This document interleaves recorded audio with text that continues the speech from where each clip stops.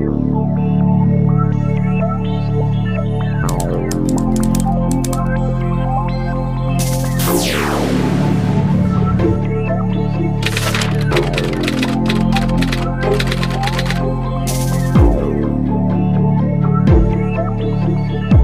everyone, welcome back to my channel, or welcome to my channel. If you're new here, I hope you're all doing so well.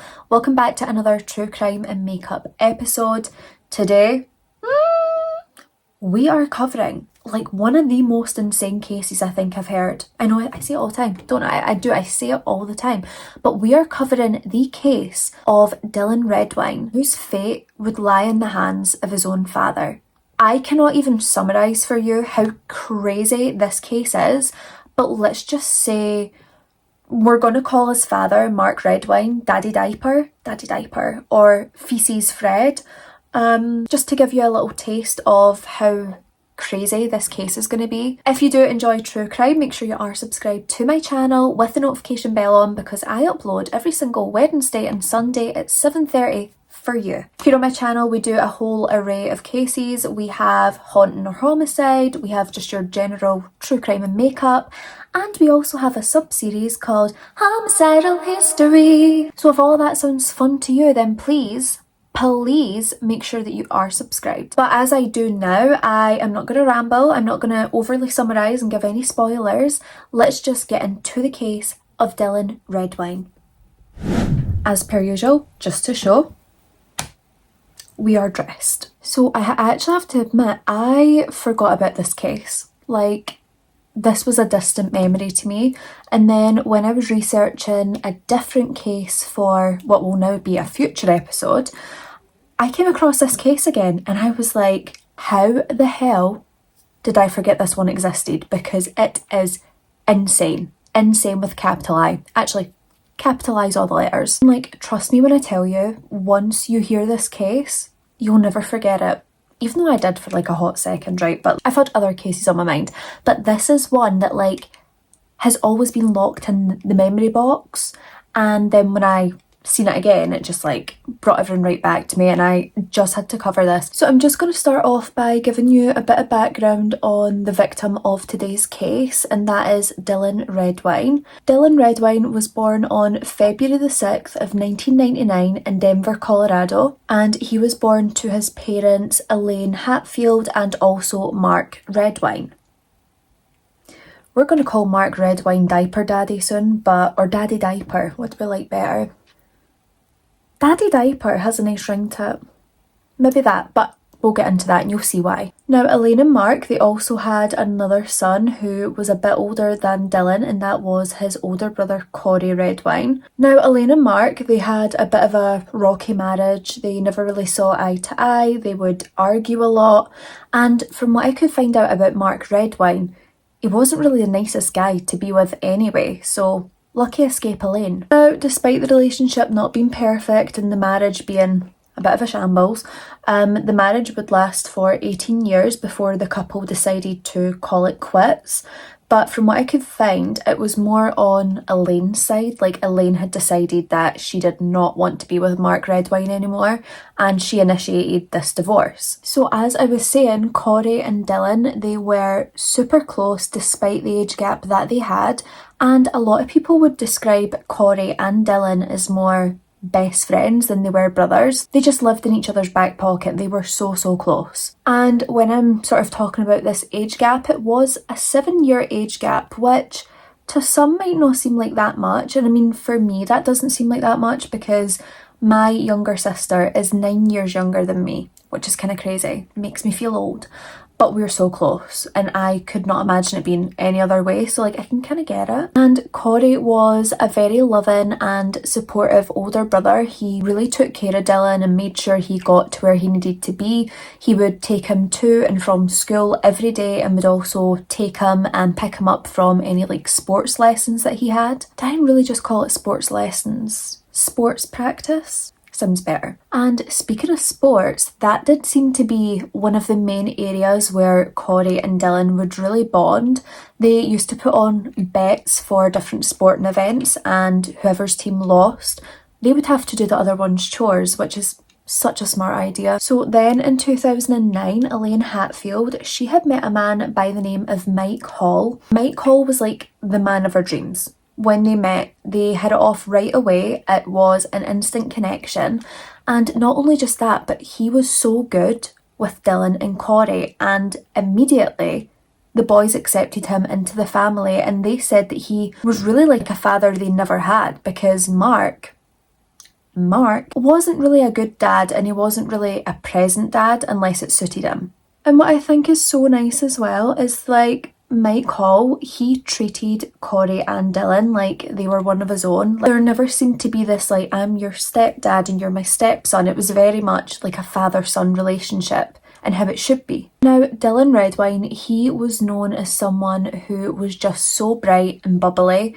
He had this amazing personality, and he had the ability to make anyone laugh on any day. He was known to be quite a joker as well. He was always like pulling pranks on his friends, on his family, just whatever he could do to brighten up their day. And Dylan was completely adored by every single person around him, friends, family, people that he would meet just instantly liked him because he had this like warmth that immediately you felt comfortable around him. Dylan was someone who was incredibly empathetic. He really worried about other people's feelings, and he especially felt this way about the people he loved, and he would not hear a bad word be said about a loved one, like his friends, his family, no one. If he heard a bad word being said, he would like put on the boxing gloves, jump up and defend them to the death. Dylan was also known for being incredibly athletic, like any sport he wanted to play, okay?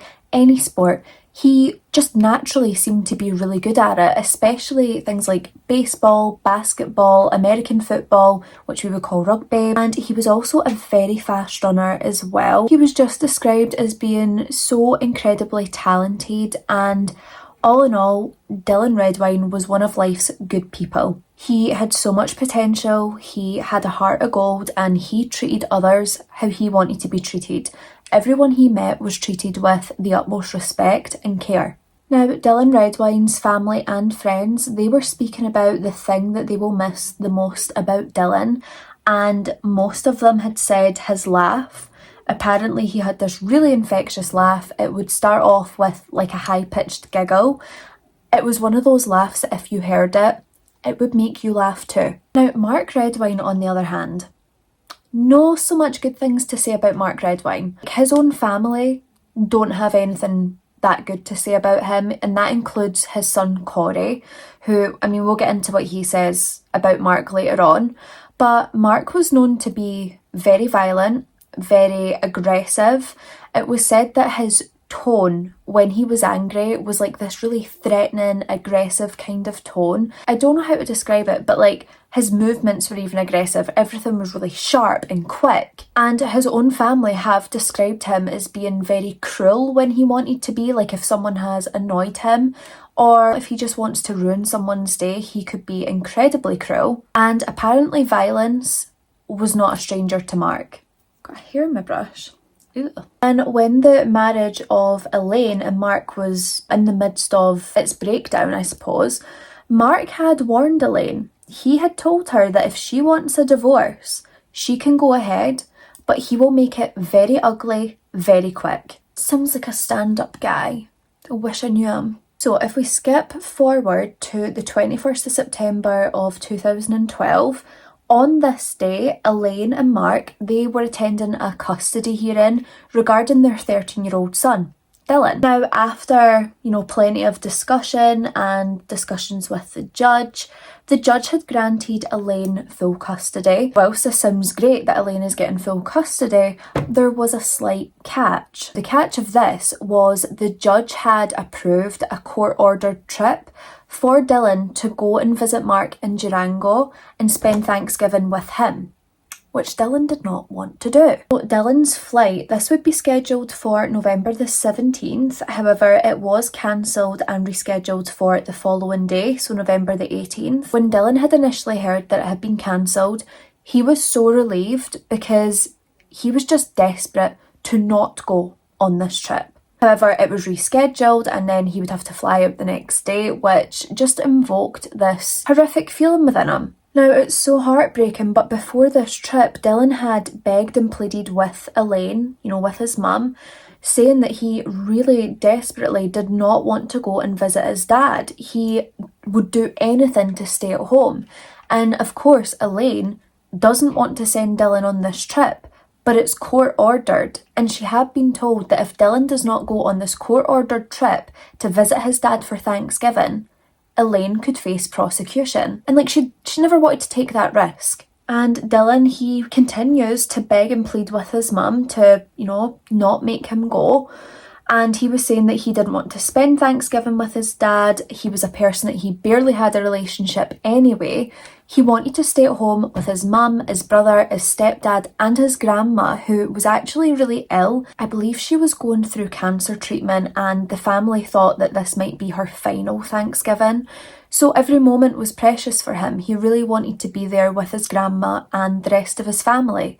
And at this point, Dylan's not really classing Mark Redwine as family. Ultimately though, Elaine had to explain to Dylan that this isn't her choice. If she had it her way, he would be at home with his family for Thanksgiving, but this is court ordered and it is out of her hands, so he will have to go. But maybe he should try and go with a positive mindset, maybe try and reconnect with his father and make the most of it. But Dylan knew that this wouldn't happen. But Dylan's thinking to himself, right, okay, I'm at a point now where I need to go. So what I'll do is I'll make plans with some of my friends down in Durango, and then I'll just spend most of my time with them and try and keep away from my dad as much as possible. And I know this is going to be pretty controversial, right? And I don't have children, so really who am I to speak? But it honestly boils my blood that children in these situations have no say in what happens to them when they're under a certain age. Dylan desperately did not want to go and visit his father. He has stated many times that he has nothing in common with him. They don't have a relationship. His dad's not the nicest person, so he doesn't want to spend time with him. And yet the court ordered this young boy to go and spend time with someone who he had absolutely no desire to see. Can they not do family therapy or set up counselling sessions between the son and the father first and see if it's something that can be rekindled and work on the issues, and then maybe later down the line do visitation? It really does not sit right with me that children have no say in the matter, and they just almost get handed about like an object and they can't speak their mind. And listen, I know there will be certain situations where maybe court-ordered visits are required, but I just think the children should always have a voice, and Dylan Redwine did not. So in the days leading up to this trip, all Dylan can talk about is how much he does not want to go on this trip. He was telling his friends that he had no desire to speak to his dad, no desire for a relationship with his dad, and he actually said that he hadn't even spoken to his dad since the custody hearing. And I have to say, I do wonder, did Mark Redwine just request this trip as a way to try and spite Elaine and his children? Because surely if you've got a trip coming up and you're excited to see your son, who you don't really get to see that much, you would be messaging them or calling them and telling them how excited you are to see them. But he hadn't heard from his dad. And before Dylan had even left for this trip, he was already excited to be home. Like, he's still in his bedroom and he's like, God, I cannot wait until this is over. And he's not even left yet. I've been in a few of them situations myself. And honestly, like, in this situation, I just feel so sad for both Elaine and Dylan, because Elaine's having to watch her son be so distressed, being forced to do something he quite clearly does not want to do. And yet she's powerless. She's completely powerless in a situation with her own son. So on Sunday, November the 18th of 2012, Elaine dropped Dylan off at the airport. She gave him a hug, she reassured him that everything's going to be okay, and off Dylan went to find his gate, board his flight, and then fly to visit his dad. And I can just imagine how that flight went for Dylan, how much dread he would be feeling on that flight the whole way there.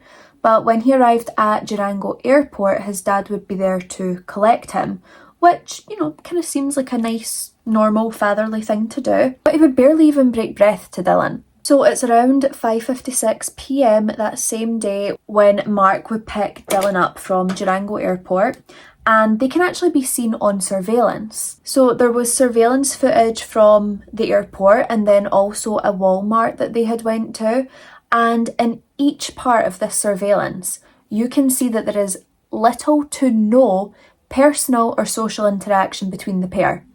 They literally don't break breath to each other. And honestly, it seems like both of them don't want to be there, Mark included. So Elaine, being the kind mother that she was, she had texted Dylan and asked if he had got there safely, you know, checking in like how was the flight, blah blah blah. And Dylan had responded that yeah, he had got there, and at the end of it he put like a sad face, like a sad emoji, which is like so me, Cody, because if I'm in a situation I don't want to be in and someone texts me like, oh, did you get there safe? I'm like, yeah, unfortunately, yes, I did. So that very evening, Mark had asked Dylan if he wanted to go to like a sit-down restaurant. It is stated that they had went to McDonald's before, so, you know, Dylan might just have been full, but he basically was like, nah, like a sit-down restaurant with you? Absolutely not. And because Dylan had refused to go to this sit-down restaurant, this apparently really steamed Mark's clams. Like, what do you mean you're not going to do what you're told? So instead of going to like a sit-down restaurant, Dylan had kind of made plans of his own, right? He had been texting his friend Ryan, and he had arranged to stay over at Ryan's house the very night that he arrived to see his dad, because he's like, get me out of here ASAP. But when he had said to his dad about these plans, Mark was like, nah, you're not going anywhere, you will stay here, and outright refused him to go visit his friend. So Dylan at this point, he's thinking, you know, if I have to stay here tonight, I am going to get out of this house first thing in the morning. So he texts Ryan and he says like, not allowed to come out tonight, but what I'll do is I will come over to your house first thing tomorrow morning.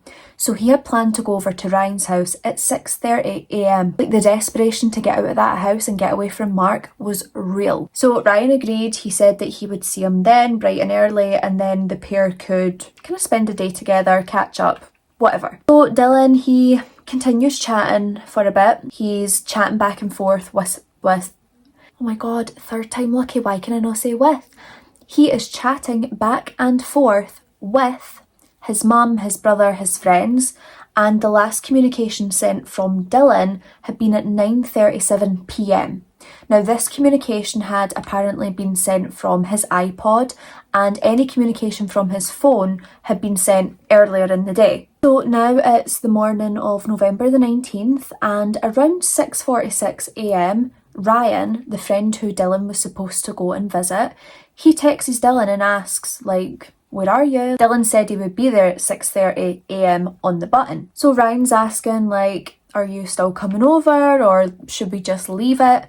But Ryan wouldn't get a response from Dylan. So, Daddy Diaper's version of events, Mark Redwine, right? He states that around 7:30 in the morning, he went through to Dylan's room and he was wakening him up to see if Dylan wanted to go and run errands with him.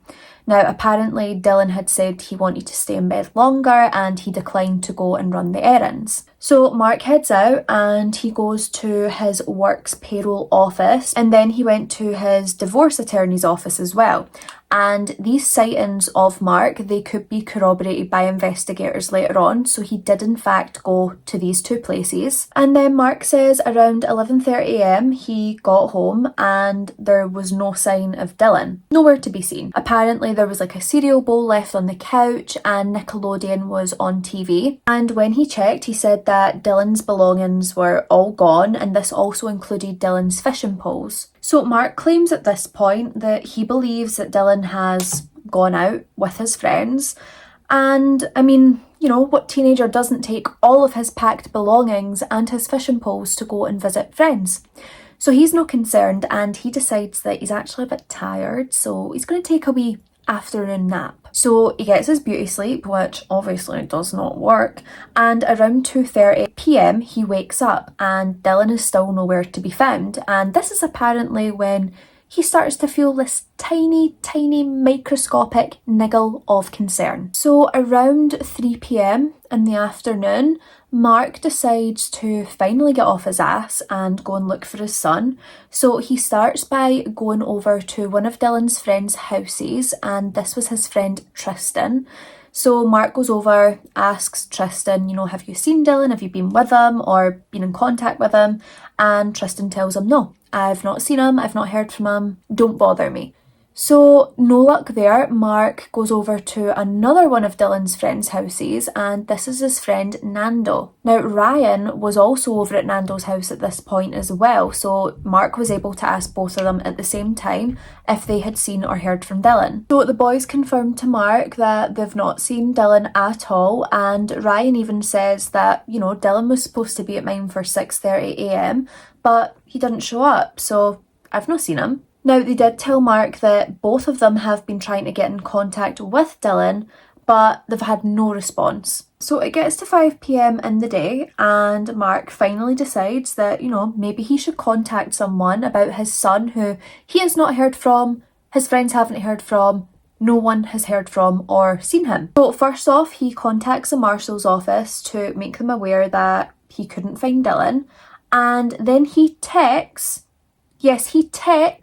Elaine asking her, have you seen Dylan? Because I've not. Have you heard from Dylan? Because I've not. I'm sorry, but in a crisis, why would you text someone? Why not pick up the phone and call? I know they're not really in the best place, but when it's your son, someone you love, someone who you care about, when you think they might have went missing, that urgency to find them should outweigh everything. So Elaine says to him, of course I've not seen him.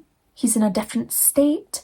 And she also says that she's not heard from him recently either. Now, Elaine at this point, she is immediately worried, call it mother's intuition. She just had a feeling that they need people involved, to help search for him. So she contacted the La Plata County Search and Rescue. So the sheriff's office, they decide to search the area surrounding Mark's home, and they're sort of discussing it and saying, we think he's a runaway. Immediately, Elaine's like, first of all, no. Second of all, how dare you? I know my son better than anyone else, and he would not run away despite his feelings toward his dad. That's not in his character. It's not something he would do, at least not without alerting Elaine that he had left. And I have to be honest, when it comes to police, the one thing that really chaps my khakis is the fact that they always want to say that a teenager's ran away, even when they don't know him. They have no idea what he's like as a person, and they want to decide he's ran away. We see it far too often. Now, that evening of the day of Dylan's disappearance, it was meant to fall below freezing, and search and rescue teams, investigators, his other family members apart from Mark, were all very concerned for his well-being due to the exposure to the elements and the freezing cold temperature that he would be facing if he was out somewhere. But like I said, the one person who doesn't seem concerned in any degree is Mark Redwine. Of course not, he's not bothered. And that very evening, that first evening that is so crucial to finding someone, Mark didn't come out his house, he didn't participate in the search and rescue that night, he didn't even ask the search coordinators for an update on his missing son. And investigators and the search and rescue team had said that he was so unbothered that all the lights in his house was off and it looked like he had just went off to bed. So immediately at this point, the investigation team are sussing out Mark real quick. Suspicious beyond belief. So on November the 21st, Elaine and the rest of the family, they landed in Durango because, of course, if Dylan was missing, they all wanted to be there to participate in the searches, put out flyers, do whatever they possibly could to raise awareness for their missing son. Mark, he could care less. He could not give a tiny rat's ass that his son is missing. And unlike Mark, immediately when Elaine had arrived, she requested an update on her missing son and how the search was going. When she requested this information, they told her that all sex offenders in the area who are local to the area, they've all been cleared. So they're not really worrying about a sex offender attack as such. And they also confirmed in the midst of the search that they're working through abandoned buildings, houses, barns, sheds, looking for Dylan, and the ones that they've searched through so far hasn't turned him up. Which, like, it's one of those things where it's good to hear that he's not been found in one of those and injured, but at the same time I would be thinking, if he's not been found in any of them, then where could he be? So Mark is obviously trying to save face at this point, and he decides, like, better get involved in the search. And he kind of pushes for search and rescue and investigators to search around this large lake that was around 7 miles from his home. Like, they're wanting to look elsewhere, and he's like, no, like, go that way. Go far away. Yeah, over there. Perfect. He didn't really want them in the vicinity, and he was very just through my brush. Passion. He was very specific about where he wanted the investigators to look, which, you know, red flag. Now, Mark said that his reason for, you know, being so pushy with the investigators to search there was because Dylan had taken his fishing poles, and he was like, what if, like, Dylan's been fishing and he fell and he's stuck and needs help? Which, like, you know, he knows that's not the case. But he's trying to act like the concerned father now, because I think he's realised that he's made himself look really bad. So Elaine and Corey, they immediately want to search for Dylan, and finally Mark also joins in on the search. There was hundreds of searchers, there was hundreds of volunteers, people who just really cared about bringing this young boy home safe, hopefully. But Elaine did say that, you know, the longer the search went on, the further the area that they had covered, she was really starting to lose hope. But she felt like she couldn't express this to anyone, because if she loses hope, the rest of the people are surely going to lose hope as well. So she did keep this sort of internalised and just hoped and prayed for the best. And, like, the community, they really pulled together in this family's time of need, and they would often hold vigils for Dylan. And at one of these vigils, Mark Redwine, Daddy Diapers, he decides that he would like to speak at this vigil. And I mean, this would just be a mistake on every part, because this made the community, the investigators, the search and rescue, his family, incredibly suspicious of him, because he continued to talk about and refer to Dylan in past tense, as if he was no longer with them. Obviously, Mark's trying to save face, and, you know, he's trying his best to pretend that he cares, but when Dylan's birthday vigil was held, Mark was nowhere to be seen. Any benefits that were hosted, he was nowhere to be seen. He kind of fell off the radar a little bit, and I think that is because everyone believed Mark knew more, and he did. Now, when it became really evident that every single man and his dog believed Mark knew more or had potentially done something to Dylan, Mark would state the following in an interview. I personally have a lot of suspicions that Elaine could be involved in this, but I don't have anything to back that up, and I don't have anything to support that. And you're actually going to blame Elaine? Elaine is sitting, like, in absolute shock, like, you cheeky rat, you're actually trying... Me? Everyone's looking at you! And if it wasn't cheeky enough, Mark tries to claim that he was aware of problems Dylan was having at home with Elaine. Problems at home with... Are you... Sir, please can we speak some sense here? Now, obviously, investigators are not believing a word of this. Like, they just know that Mark is as dodgy as he looks, and they're just no buying it. They're like, who is this weirdo trying to kid on? So Mark, at this point, he is recounting the events from the night that Dylan disappeared. So he's saying, like, we drove home from the airport, we went through the drive-through, we went home, I asked him if he wanted to go to a restaurant. Oh, and we were also roughhousing at one point, and Dylan did get, like, a little cut, but, like, no big deal. And then I asked him if he wanted to watch TV, and detectives are like, what? Mark, can we just, like, bring it back here? You were roughhousing and Dylan got hurt? And he's like, well, I mean, define hurt. it was all right, but there might have been like a wee bit of blood. No big deal. And investigators are just honestly building the case like a Jenga tower. They are absolutely certain Mark knows more or has done more. Now, just days after the disappearance of Dylan Redwine, one of Mark's ex-wives come forward, and like, this guy has more ex-wives than Henry VIII, but she comes forward with some information that she thinks could be quite crucial to the case and maybe give them more insight into the kind of man that Mark was. Now, she had stated during a conversation with Mark, he had claimed that if he ever had to get rid of a body, because like, who doesn't, right? If he ever had to get rid of a body, he would throw it away into the mountains. And when this couple were getting their divorce, Mark had kids with this woman as well, and he had claimed that he would rather kill the kids than see the kids go with her. So like, cuffs on, throw him in jail, we've got our guy, right? So of course, everyone is completely suspicious of Daddy Diaper, and a warrant is executed for the search of Mark's home. Now, cadaver dogs were brought to the scene as well to assist in this search, and they alerted to human remains being detected in Mark's home and also in the back of his pickup. Now, there was also small amounts of blood that would be found in the living room, and Mark would claim, like, no, this was just from the roughhousing. Ignore that blood, please.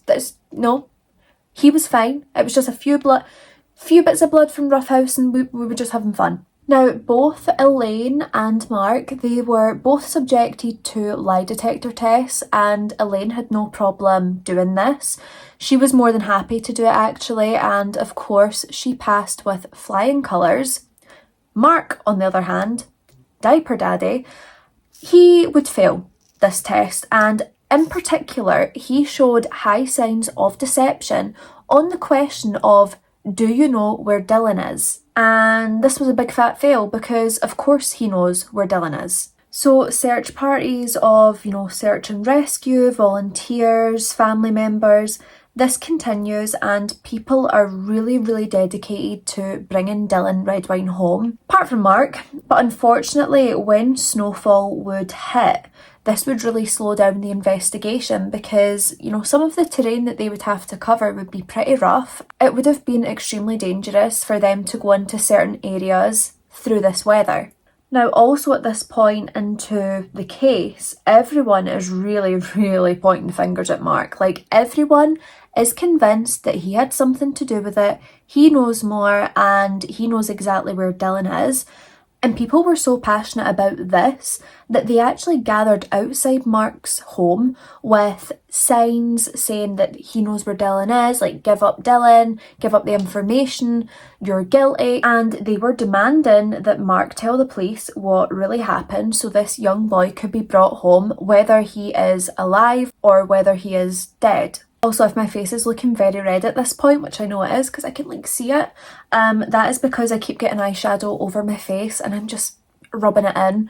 But we're going to cover that now, so bear with. So, like I was saying, the public, everyone that is aware of this case, everyone local, just everyone in general, they believe that Mark has murdered his son, okay? They believe at this point that young Dylan Redwine, devastatingly, he must be dead. They've not found him yet, there's no sign of him, they just think that he must be gone. Now, there was someone in particular who really, really believed that Dylan had been murdered by his father. That was Dylan's brother, Corey. And Corey had some information regarding Mark Redwine and Dylan's relationship that no one else had. Corey knew the real reason that Dylan didn't want to go and visit his dad. And he also knew what Dylan had planned when he went to visit his dad. So Corey, he would inform investigators about a trip that both he and Dylan had taken with their father in 2011 to Cleveland. And this is where Daddy Diapers is born. So obviously they're on the road, having a wee road trip. They need to stop somewhere for the night, so they go into this hotel, and when the boys are in the hotel, Mark is very tired. He's been the one that's driving, so he's starting to get like a bit sleepy. The boys are thinking, could really, go a shot on the internet just now. So Dylan asks his father Mark for a shot of like his laptop. They say computer, but I'm gonna assume it's a laptop because it travelled with him. So Mark hands over the laptop for Dylan to have a shot on. And Dylan's a little bit nosy, and I'm sure we would all be this way, like, just snooping through whatever he can. So Mark, he soon falls asleep, and then Dylan, with this horrified look on his face, like he has went chalk white, looks like he's going to be sick, he calls over Corey to look at what he has just discovered on his dad's laptop. So the boys, they take the laptop to the bathroom and they lock themselves in whilst they examine what Dylan has just found. So what they're looking in is the recently deleted folder on the laptop. Okay, oh God, recently deleted. Some questionable things you're going to find in there. But this is like the recycle bin part of the laptop, so it's where images and documents can still be recovered before they're like completely erased. And in this recycle bin folder, they would find the most horrifying and scarring images of their own father that you could ever imagine. And this would be something that would be embedded in your brain forever. And I've also seen these images because they are online, so you can go see them if you want, but YouTube will not allow me to insert them. So imagine the reactions of his sons when Dylan and Corey are looking at images of their father dressed in women's lingerie with a woman's wig, with makeup on, like I'm talking full beat, full glam, dolled up to the nines, whilst he eats feces, feces out of a diaper. This making him diaper daddy. Let's reiterate this. Their dad, dressed up, women's lingerie, women's wig, women's makeup, eating feces out of a diaper. I'll give you a minute to, let that sink in. And let me just state for the record that if he was just dressing up and sort of like exploring, women's clothing, makeup, hair, stuff like that, there is nothing wrong with that. People are absolutely allowed to explore, experiment, do whatever they want. It's the eating the fecal matter that, really doesn't sit right with me, because people have their kinks, but I don't think eating feces is a good kink to have. It's giving mentally disturbed. And also, who the hell were these pictures for? That's another thing I want to know. So Corey and Dylan in this toilet, they are just like horrified, gobsmacked, shocked. Every single emotion of surprise that you can think, they were feeling it. And Corey, he decides that, he's going to take photos of these photos on his phone, so he has evidence of said photos, which will get deleted at some point. So he snaps a few photos of the photos on his phone, and they shut the laptop down and they try their best to, kind of act normal for the remainder of the trip, which was impossible. Over the next couple of months, the relationship between Dylan, Corey and their father just deteriorated further. It was already really bad at this point, and now they felt like they had this other block in between them. Now Dylan, of course, he knows they've got this court-ordered trip coming up, and he asked Corey, sorry, my voice is going, I'm talking so much these days, and he asked Corey to send him the photos of his dad, because Dylan was planning on confronting his dad with these photos on the trip in the hopes that it would finally end this father-son relationship that Mark was grasping onto. If he even was, he wasn't really that bothered. And what's quite important to know is before this trip had even taken place, Mark knew that Corey had already known about the photos, because they were in a very heated argument via text, and Corey, he brings up the pics and forwards one on to Mark.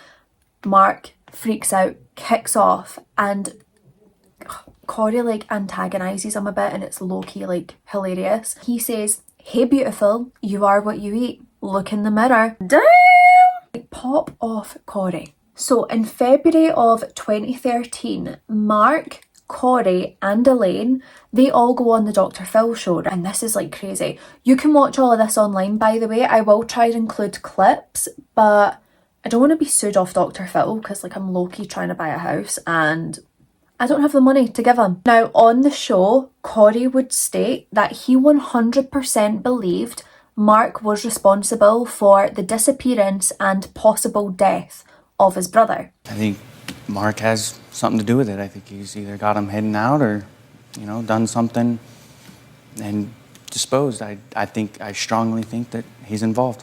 He also stated that he hated Mark, that he did not like him even a single bit. He wants nothing to do with him. He's not been a father figure for at least the past 10 years. He also said that Mark only cared about himself. He didn't care about his children. He never showed any love toward his children. Because he's not a father to me. A father is someone who cares for their kids and, would do anything for them. Be a role model, someone to look up to. I believe that you're being very disrespectful, and I believe that everything that's coming out of your mouth is perpetuated by your mother. I have my own mouth. I can say my own words. Then use it. I am at you. I don't like you. I hate you, and you have been nothing of a father since the last 10 years.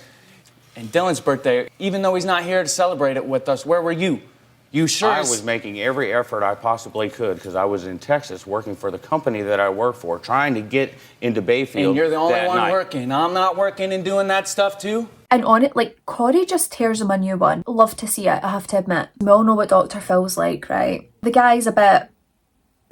So Dr. Phil, he outright asks Mark about his saucy pics and, the fecal matter, like the whole feces frenzy, what was that all about, Mark? And Diaper Daddy, he responds and he says, oh, well, Dr. Phil, those images, they weren't genuine. I faked them. Now, Mark claimed that he faked these photos because he believed that Corey and Elaine were breaking into his house and rummaging through his stuff whilst he was out of town.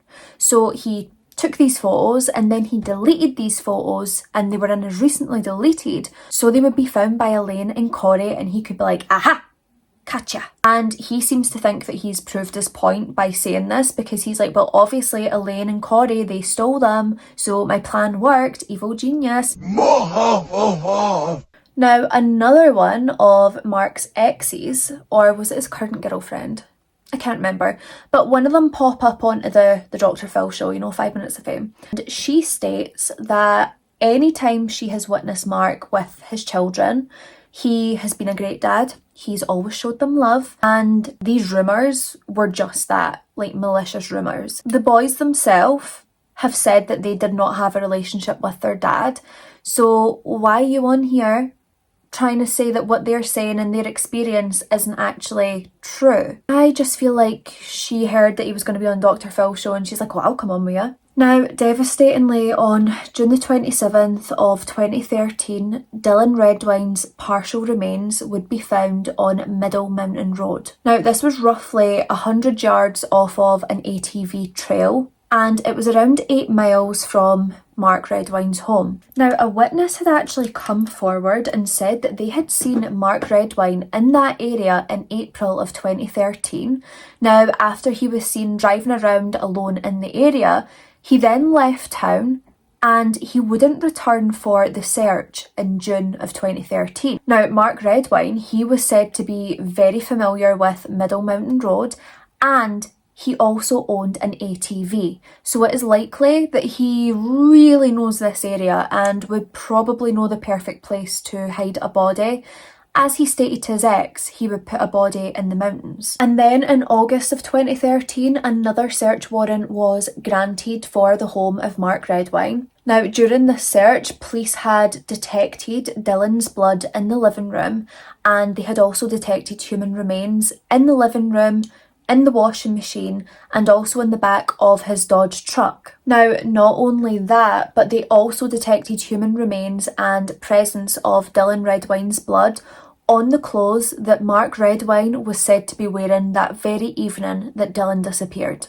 In February of 2014, cadaver dogs were brought in. It was the same cadaver handling team as previously when they had conducted the search, and the cadaver dogs, they picked up scent of human remains in various areas within the truck. Now, devastatingly, on November the 1st of 2015, hikers would actually locate Dylan Redwine's skull. Now, Dylan's skull, it would be further up Middle Mountain Road, and the Colorado Parks and Wildlife Division, they had confirmed that there was no known animal who would drag Dylan Redwine's body up that mountain, up that distance, and then drag his skull even further. And it is worth stating that Dylan Redwine's skull, it was around 1.5 miles away from the other remains that had been found. Another thing that investigators had confirmed, and whilst it might not seem like a big deal, it does help contradict the story that Mark had initially gave regarding the day of Dylan's disappearance.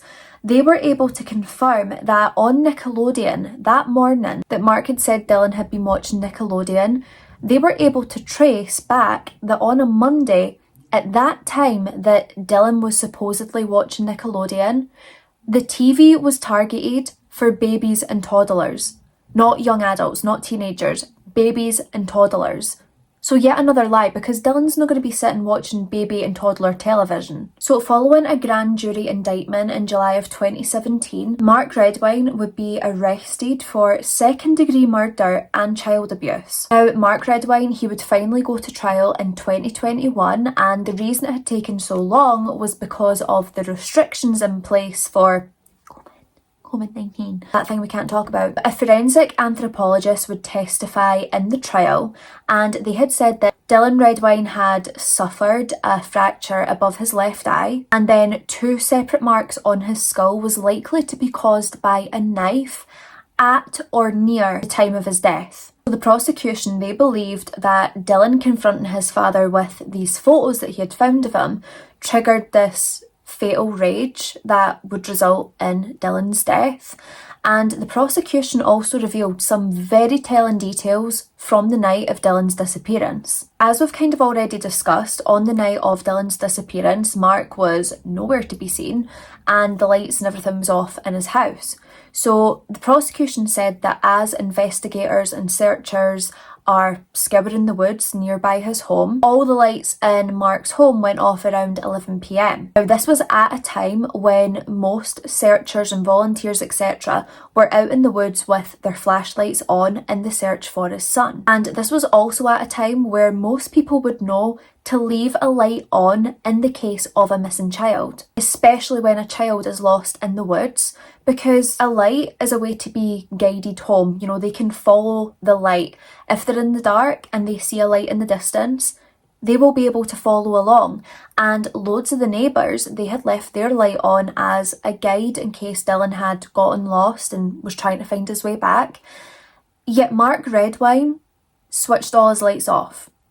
Like, he didn't care if Dylan found his way home. So on October the 8th of 2021, Diaper Daddy, aka Mark Redwine, aka Feces Fred, he would be sentenced to the maximum term of 48 years in prison, which honestly doesn't seem like enough, but he should be dead before he gets out, which is alright.